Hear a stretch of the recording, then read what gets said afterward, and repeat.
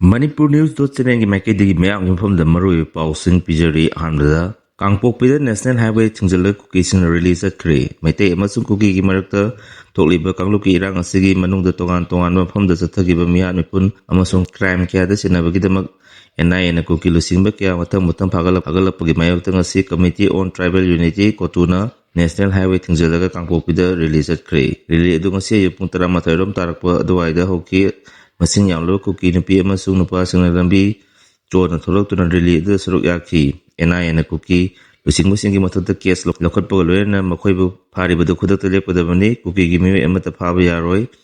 makhoi gi damakta ekhoi lepkani haibna singba tongan ba slogan sing law khungduna rally edu sakhi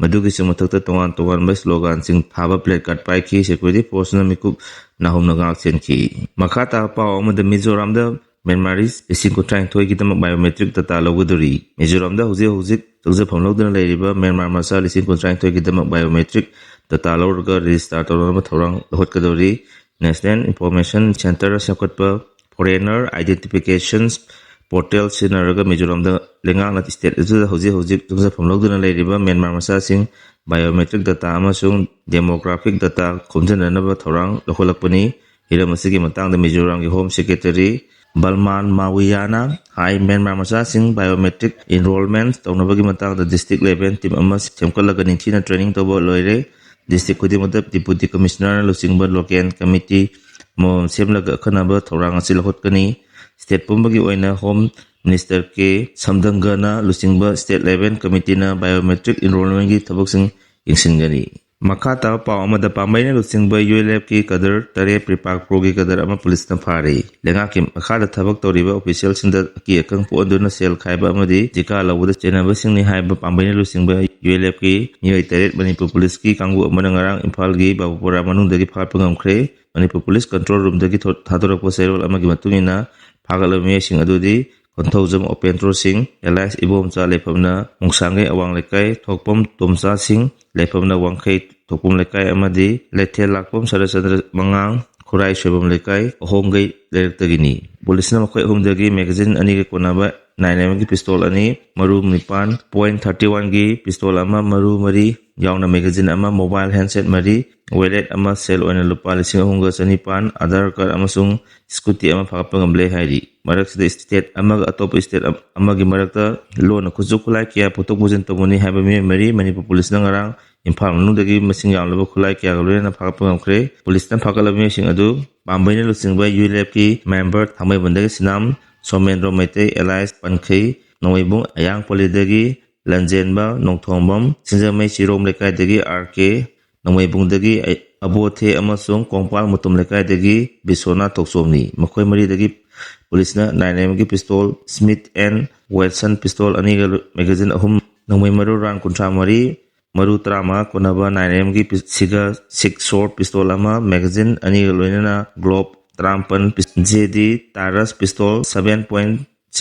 mm ki pistol ama Falcon scale 7.62 mm ki pistol ama .32 mm ki Kettel pistol ama Beretta pistol ama .32 mm ki maru samo yangkai taret mobile phone ahum wireless handset mari ke konana phagale hairi amar the security forces na Thodam Jackson Singh Elias John Elias Hamjit Kobo Imphal West District ki Singjamai Police Station na konba Liwa Road home sangbam lekai dagi Pripak Pro gi active member ni haiba mi ama pharmi edugi Airtel gi sim card yawa amasung Aadhaar card ama phangle haina police thadar boserol amana hairi Makata pa amada sei yangkai surabana pa ama ko na sei tara jela thabak subagi sentence pi kre lupa lising mga file thien kre ing so lisingani tarama pangi me trying to the Imphal West ki pisum oinam lekai da thokiba yama noi taba thodo amada sahi nauribi ni pimsa ama bo izat mangali haibagi maralda judicial custody da matam sana leraklaba sahi yangkai suraba lekai asidagi mayeng bam inaw ngasi pass track court Manipur na maral matugina sahi tara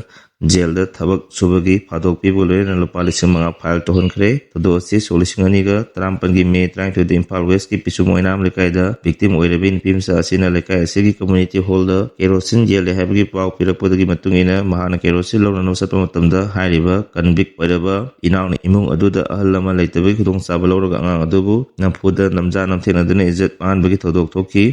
ꯃꯁꯤꯒꯤ ꯃꯇꯨꯡ ꯇꯥꯔꯛꯄꯗ ꯕꯤꯛꯇꯤꯝ ꯑꯣꯏꯔꯤꯕꯤ ꯅꯨꯄꯤꯃꯆꯥ ꯑꯗꯨꯅ ꯃꯉꯣꯟꯗ ꯊꯣꯛꯈꯤꯕ ꯊꯧꯗꯣꯛ ꯑꯗꯨ ꯏꯃꯨꯡ ꯃꯅꯨꯡꯗ ꯇꯝꯂꯕ ꯃꯇꯨꯡ ꯕꯤꯛꯇꯤꯝ ꯑꯣꯏꯔꯤꯕꯤ ꯅꯨꯄꯤꯃꯆꯥ ꯑꯁꯤꯒꯤ ꯃꯃꯥꯅ ꯁꯤꯡꯖꯃꯩ ꯄꯨꯂꯤꯁ ꯁ꯭ꯇꯦꯁꯟꯗ ꯊꯧꯗꯣꯛ ꯑꯗꯨꯒꯤ ꯃꯇꯥꯡꯗ ꯋꯥꯀꯠꯄꯒ ꯂꯣꯏꯅꯅ ꯁꯦꯟꯇꯦꯟꯁ ꯄꯤꯈ꯭ꯔꯕ ꯑꯁꯤꯒꯤ ꯃꯊꯛꯇ ꯀꯦꯁ ꯂꯧꯈꯠꯄꯤꯌꯨ ꯍꯥꯏꯅ ꯀꯝꯄ꯭ꯂꯦꯟ ꯇꯧꯔꯛꯈꯤ꯫ ꯀꯝꯄ꯭ꯂꯦꯟ ꯑꯁꯤꯒꯤ ꯃꯇꯨꯡ ꯇꯥꯔꯛꯄꯗ ꯆꯍꯤ ꯑꯁꯤꯒꯤ ꯃꯦ 16ꯗ ꯀꯟꯚꯤꯛ ꯑꯁꯤꯕꯨ ꯄꯨꯂꯤꯁꯅ ꯐꯥꯗꯨꯅ ꯃꯦ 23 ꯐꯥꯎꯕ ꯄꯨꯂꯤꯁ ꯀꯁꯇꯗꯤꯗ ꯔꯤꯃꯥꯟꯗ ꯂꯧꯊꯔꯕ ꯃꯇꯨꯡ ꯃꯉꯣꯟꯗ ꯋꯥꯍꯪꯄꯥꯎ ꯄꯨꯂꯤꯁꯇ ꯆꯠꯊꯕꯗ ꯃꯔꯥꯜ ꯌꯥꯖꯈꯤ꯫ ꯍꯥꯏꯔꯤꯕ ꯃꯔꯥꯜ ꯂꯩꯔꯕ ꯅꯨꯄꯥ ꯑꯁꯤꯒꯤ ꯁ꯭ꯇꯦꯠꯃꯦꯟ ꯑꯁꯤ ꯃꯇꯝ ꯑꯗꯨꯒꯤ ꯄ꯭ꯔꯣꯇꯦꯛꯁꯟ ꯑꯣꯐ ꯆꯤꯜꯗ꯭ꯔꯦꯟ ꯍꯣꯝ ꯁꯦꯛꯁꯨꯑꯦꯜ ꯑꯣꯐꯦꯟꯁ ꯑꯦꯛꯀꯤ ꯃꯈꯥꯗ ꯏꯝꯐꯥꯜ ꯋꯦꯁꯀꯤ ꯖꯖ ꯑꯣꯏꯔꯝꯕꯤ ꯔꯥꯖꯀꯨꯃꯥꯔꯤ ꯃꯦꯝꯆꯥ ꯗꯦꯕꯤꯅ ꯀꯦꯁ ꯑꯁꯤꯕꯨ ꯏꯟꯚꯦꯁꯇꯤꯒꯦꯁꯟ ꯇꯧꯔꯤꯕ ꯑꯥꯏꯑꯣꯅ ꯆꯥꯔꯖꯁꯤꯠ ꯊꯥꯒꯠꯂꯛꯄꯗꯒꯤ ꯀꯣꯛꯅꯤꯖꯦꯟꯁ ꯄꯤꯗꯨꯅ ꯃꯔꯥꯜ ꯂꯩꯔꯕ ꯏꯅꯥꯎꯒꯤ ꯃꯊꯛꯇ ꯃꯔꯥꯜ ꯂꯩꯔꯦ ꯍꯥꯏꯅ ꯂꯥꯎꯊꯣꯛꯈꯤꯕ ꯂꯣꯏꯅꯅ ꯀꯦꯁ ꯑꯁꯤꯒꯤ ꯇ꯭ꯔꯥꯏꯌꯦꯜ ꯆꯠꯊꯅꯕꯒꯤꯗꯃꯛꯇ ꯑꯦꯄ꯭ꯔꯣꯕꯦꯜ ꯄꯤꯈꯤ꯫ ꯃꯇꯝ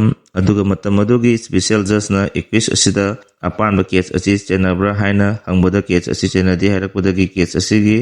ꯏꯚꯤꯗꯦꯟꯁꯁꯤꯡ ꯄꯨꯊꯣꯛꯅꯕ ꯑꯣꯔꯗꯔ ꯊꯣꯛꯈꯤꯕ ꯂꯩꯈ꯭ꯔꯦ꯫ ꯀꯦꯁ ꯑꯁꯤꯒꯤ ꯇ꯭ꯔꯥꯏꯌꯦꯜ ꯆꯠꯊꯕ ꯃꯇꯝꯗ ꯕꯤꯛꯇꯤꯝ ꯑꯣꯏꯔꯕꯤ ꯅꯨꯄꯤꯃꯆꯥ ꯑꯁꯤꯅ ꯃꯇꯝ ꯑꯗꯨꯒꯤ ꯁ꯭ꯄꯦꯁꯤꯌꯦꯜ ꯀꯣꯔꯠ ꯄꯣꯛꯁꯣꯒꯤ ꯃꯃꯥꯡꯗ ꯀꯟꯚꯤꯛꯁ ꯑꯣꯏꯔꯤꯕ ꯅꯨꯄꯥ ꯑꯁꯤꯗ ꯈꯨꯗꯣꯝꯕꯤ ꯊꯤꯟꯗꯨꯅ ꯃꯥꯅ ꯑꯩꯕꯨ ꯏꯖꯠ ꯃꯥꯡꯍꯟꯕꯅꯤ ꯍꯥꯏꯅ ꯐꯣꯡꯅ ꯍꯥꯏꯕꯒꯤ ꯊꯧꯗꯣꯛ ꯂꯩꯈ꯭ꯔꯦ꯫ ꯑꯗꯨꯕꯨ ꯃꯅꯤꯄꯨꯔꯒꯤ ꯑꯣꯏꯅ ꯀꯣꯔꯠꯁꯤꯡꯗ ꯑꯍꯣꯡꯕ ꯖꯖꯁꯤꯡꯒꯤ ꯇ꯭ꯔꯥꯟꯁꯐꯔ ꯇꯧꯈꯤꯕ ꯂꯩꯕꯅ ꯀꯦꯁ ꯑꯁꯤ ꯑꯊꯨꯕꯗ ꯂꯣꯏꯁꯤꯟꯅꯕꯒꯤꯗꯃꯛꯇ ꯃꯇꯝ ꯑꯗꯨꯒꯤ ꯁ꯭ꯄꯦꯁꯤꯌꯦꯜ ꯀꯣꯔꯠ ꯄꯣꯛꯁꯣꯅ ꯐꯥꯁꯠ ꯇ꯭ꯔꯦꯛ ꯁ꯭ꯄꯦꯁꯤꯌꯦꯜ ꯀꯣꯔꯠ ꯃꯅꯤꯄꯨꯔꯗ ꯃꯈꯥ ꯇꯥꯅ ꯋꯥꯌꯦꯜ ꯆꯠꯊꯅꯕꯒꯤꯗꯃꯛꯇ ꯇ꯭ꯔꯥꯟꯁꯐꯔ ꯇꯧꯅꯕꯒꯤꯗꯃꯛꯇ ꯑꯣꯔꯗꯔ ꯊꯣꯛꯈꯤꯕꯅꯤ꯫ ꯁ꯭ꯄꯦꯁꯤꯌꯦल ꯀꯣꯔꯠ ꯑꯁꯤꯅ ꯀꯣꯔꯠꯇ ꯂꯩꯕ ꯗꯣꯀꯨꯃꯦꯟꯠꯁꯤꯡ ꯏꯚꯤꯗꯦꯟꯁꯁꯤꯡ ꯀꯨꯞꯅ ꯌꯦꯡꯂꯕ ꯃꯇꯨꯡ ꯍꯥꯏꯔꯤꯕ ꯀ꯭ꯔꯥꯏꯝ ꯑꯁꯤꯗ ꯆꯦꯟꯅꯔꯤꯕ ꯄꯤꯁꯨꯝ ꯑꯣꯏꯅꯥꯝ ꯂꯩꯀꯥꯏꯗꯒꯤ ꯏꯅꯥꯎ ꯑꯁꯤ ꯄ꯭ꯔꯥꯏꯃꯥ ꯐꯦꯛꯁꯤ ꯏꯚꯤꯗꯦꯟꯁꯁꯤꯡ ꯁꯨꯅ ꯀꯣꯔꯠꯇ ꯂꯩꯕ ꯃꯔꯝꯅ ꯊꯣꯛꯈꯤꯕ ꯀ꯭ꯔꯥꯏꯝ ꯑꯁꯤꯅ ꯃꯍꯥꯛ ꯆꯦꯟꯅꯔꯦ ꯍꯥꯏꯕꯒꯤ ꯀꯟꯐꯥꯔꯃꯦꯁꯟ ꯄꯤꯕꯒ ꯂꯣꯏꯅꯅ ꯃꯍꯥꯛ ꯀꯣꯔꯠ ꯑꯁꯤꯅ ꯆꯍꯤ 10 ꯖꯦꯜꯗ ꯊꯕꯛ ꯁꯨꯕꯒꯤ ꯗꯟꯗꯤ ꯄꯤꯕꯒ ꯂꯣꯏꯅꯅ ꯂꯨꯄꯥ 5,000 ꯄꯤꯒꯗꯕꯅꯤ ꯍꯥꯏꯅ ꯑꯣꯔꯗꯔ ꯇꯥꯈꯤꯕꯅꯤ꯫ ꯑꯗꯨꯕꯨ ꯕꯤꯛꯇꯤꯝ ꯑꯣꯏꯔꯤꯕꯤ ꯅꯨꯄꯤꯃꯆꯥ ꯑꯁꯤꯅ ꯀꯣꯔꯠ ꯑꯁꯤꯒꯤ ꯑꯣꯔꯗꯔ ꯑꯗꯨ ꯃꯇꯨꯡꯏꯟꯅ ꯕꯤꯛꯇꯤꯝ ꯀꯝꯄꯦꯟꯁꯦꯁꯟ ꯑꯣꯏꯅ ꯂꯨꯄꯥ 3,00,000 ꯅꯦꯁꯅꯦꯜ ꯂꯤꯒꯦꯜ ꯁꯔꯚꯤꯁꯦꯁ ꯑꯣꯊꯣꯔꯤꯇꯤ ꯑꯃꯁꯨꯡ ꯃꯅꯤꯄꯨꯔ ꯂꯤꯒꯦꯜ ꯁꯔꯚꯤꯁꯦꯁꯀꯤ ꯑꯣꯊꯣꯔꯤꯇꯤꯒꯤ ꯄꯤꯐꯝ ꯊꯣꯛꯄ ꯕꯤꯛꯇꯤꯝꯒꯤ ꯀꯝꯄꯦꯟꯁꯦꯁꯟ ꯄꯤꯒꯗꯕꯅꯤ ꯍꯥꯏꯅ ꯑꯣꯔꯗꯔ ꯑꯁꯤꯗ ꯄꯜꯂꯤ꯫ ꯃꯈꯥ ꯇꯥꯕ ꯄꯥꯎ ꯑꯃꯗ ꯏꯔꯥꯟꯅ ꯁꯤꯖꯐꯥꯌꯔ ꯊꯨꯒꯥꯏꯔꯦ꯫ ꯏꯔꯥꯟꯅ ꯁꯤꯖꯐꯥꯌꯔꯒꯤ ꯀꯥꯡꯂꯣꯟ ꯊꯨꯒꯥꯏꯗꯨꯅ ꯑꯦꯇꯦꯛ ꯀꯌꯥ ꯂꯦꯞꯇꯅ ꯆꯠꯊꯔꯛꯂꯦ ꯍꯥꯏꯅ ꯏꯖꯔꯦꯜꯅ ꯃꯔꯥꯜ ꯁꯤꯈ꯭ꯔꯦ꯫